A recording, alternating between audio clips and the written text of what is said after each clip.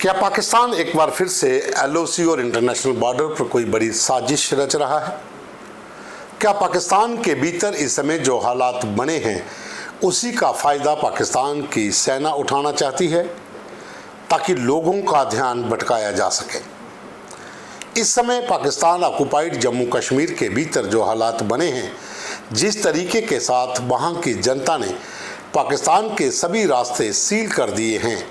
कोई भी पाकिस्तानी सेना की मूवमेंट इस समय पीओजेके के भीतर एंटर करने में काफ़ी दिक्कत आ रही है। परेशानी इतनी है कि लगातार चारों तरफ से घेरा डाल चुकी पाकिस्तान की फौज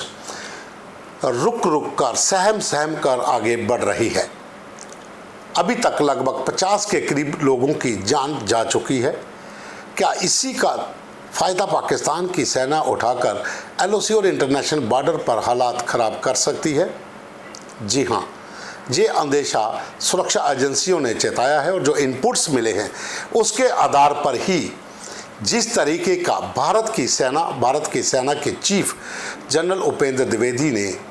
चेताया है, और ये दर्शाता है कि पाकिस्तान किसी बड़ी हमले की साजिश रच रहा है। साफ तौर पर स्पष्ट तरीके से ये चेता दिया गया है कि अगर पाकिस्तान फिर से कोई ऐसी हिमाकत करता है तो ऑपरेशन सिंदूर का जो दूसरा पार्ट है वो जारी होगा और इस बार संयम नहीं बरता जाएगा। एक नहीं, दो नहीं, 3 बड़े दिग्गज जिसमें रक्षा मंत्री Rajnath Singh, air chief marshal और भारतीय सेना के चीफ, तीनों ने अलग अलग बयानों में पाकिस्तान को खुली धमकी दी है कि अगर इस बार पाकिस्तान ने कोई हिमाकत की तो उसको मुंह तोड़ जवाब दिया जाएगा। गौरतलब है कि ऑपरेशन सिंदूर के बाद जो हालात पाकिस्तान के भीतर बने, जिस तरीके से भारत की सेना ने ऑपरेशन सिंदूर के समय पाकिस्तान के भीतर आतंकी कैंपों को तबाह किया, उससे पाकिस्तान की जनता के भीतर एक भय है, खौफ है। लेकिन पाकिस्तान की सेना और पाकिस्तानी खुफिया एजेंसी आईएसआई लोगों को गुमराह करने, भटकाने के लिए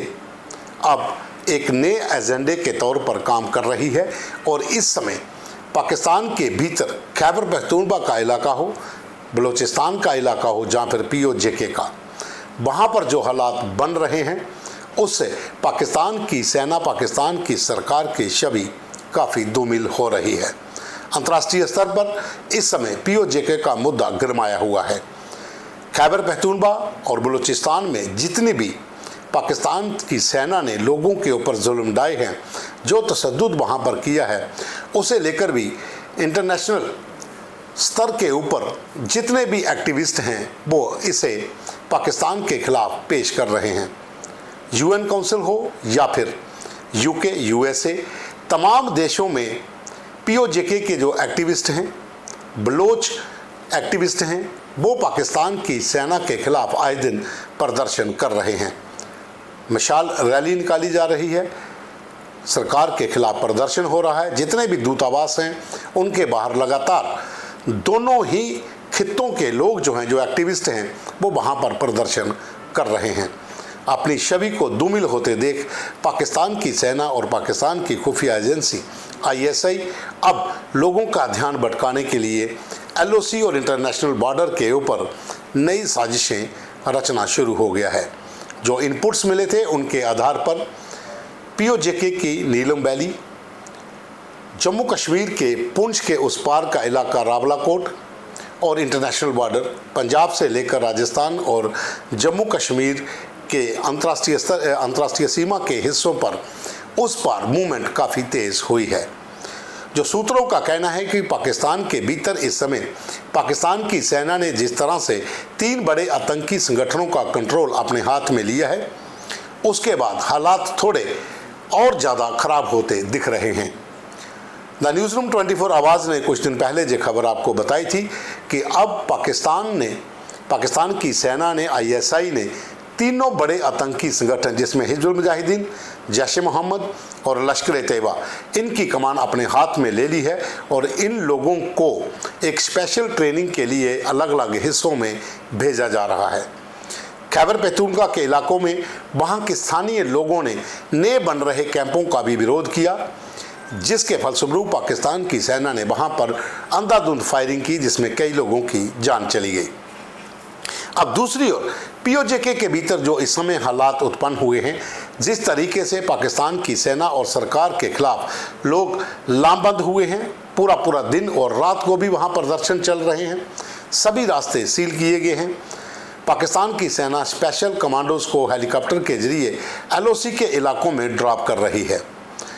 कहीं ना कहीं एलओसी इस समय हॉट है। अंतर्राष्ट्रीय सीमा पर भी ड्रोन एक्टिविटी पिछले काफ़ी दिनों से ज़्यादा बढ़ रही है। अब ये भी कयास लगाए जा रहे हैं कि पाकिस्तान की सेना भारत के साथ सटी सीमा, जो कि एलओसी और इंटरनेशनल का बॉर्डर का इलाका है, वहाँ पर कुछ ऐसी हरकतें तेज़ कर सकती है जिससे वहाँ के लोगों के ध्यान भटकाया जाए और उन्हें यह बताया जाए कि कश्मीर के लिए पाकिस्तान की फ़ौज जो है वहाँ पर अपना काम करने में जुटी है और साथ ही जिहादियों को इस पार धकेलने की पूरी कोशिश भी की जा रही है। खबरें ये भी हैं कि जमाते इस्लामी संगठन, जिसे पूरी तरह से जम्मू कश्मीर में बैन किया गया है, लेकिन पीओजेके के भीतर जिस तरह से अवामी एक्शन कमेटी के प्रदर्शन हो रहे हैं, वहाँ पर इनके उलेमा जो कि मदरसों के जो मौलवी हैं उनको भी मैदान में उतारा गया है, ताकि लोगों को वहाँ पर बहुत ज़्यादा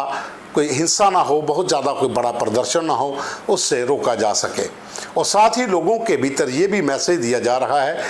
कि एलओसी से सटे इलाकों के भीतर पाकिस्तान की सेना की मूवमेंट जो है वो ये दर्शाती है कि वहाँ के लोगों को ये बताया जाए कि हम कश्मीर को वापस लेने के लिए फिर से एक नई रणनीति पर काम कर रहे हैं। जाहिर सी बात है कि चाइना इस समय पीओजेके के भीतर बहुत ज़्यादा इन्वेस्टमेंट कर सका है और दूसरी ओर यूएसए का भी बहुत सा पैसा अब पाकिस्तान की एजेंसी और सेना को मिल रहा है। खबरें ये भी है कि पाकिस्तान के भीतर जो पीओजेके का इलाका, गिलगित बाल्टिस्तान का इलाका है, इन इलाकों में चाइनीज़ आर्मी के इंजीनियर जो हैं वो भी वहाँ पर डिप्यूट हैं, जो वहाँ के कैडर को टेक्निकल ट्रेनिंग भी दे रहे हैं। लेकिन जिस तरीके से भारत ने ये कदम उठाया है, जिस तरीके से ये बयानबाजी हुई है, जिसमें भारत के सेना चीफ, एयर चीफ और रक्षा मंत्री ने साफ तौर शब्दों को फिर से एक बार दोहराते हुए पाकिस्तान से स्पष्ट कहा है कि अगर इस बार कोई ऐसी हिमाकत होती है तो इस बार भारत जो है वो संयम नहीं बरतेगा। गौरतलब है कि रक्षा मंत्री राजनाथ सिंह ने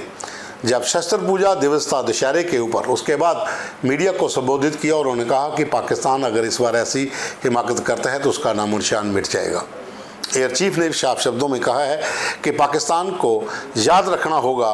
कि हमने पहले संयम बरता था, अब नहीं बरतेंगे। दूसरी ओर आर्मी चीफ ने यह कहा कि इतिहास में भूगोल का होना बहुत ज़रूरी है और पाकिस्तान ने अगर भूगोल में रहना है तो उन्हें इस तरह की हिमाकत दोबारा अब नहीं करनी होगी।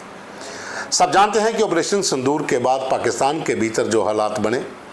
भारतीय सेना ने जिस तरीके से पाकिस्तान के भीतर कैंपों को तबाह किया,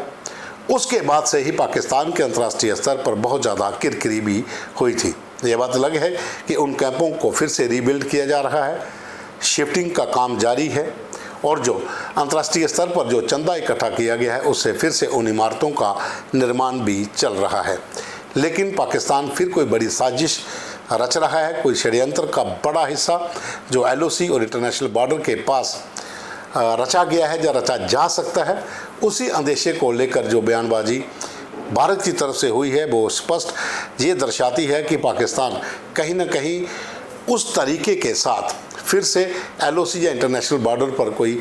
बड़ी वारदात कर सकता है। लेकिन अलर्ट पूरा साउंड किया गया है। एजेंसी के जो इनपुट थे उनके आधार पर ही एलओसी के ऊपर भारतीय सेना भी सतर्क है। इंटरनेशनल बॉर्डर पर बीएसएफ भी हाई अलर्ट पर रखी गई है।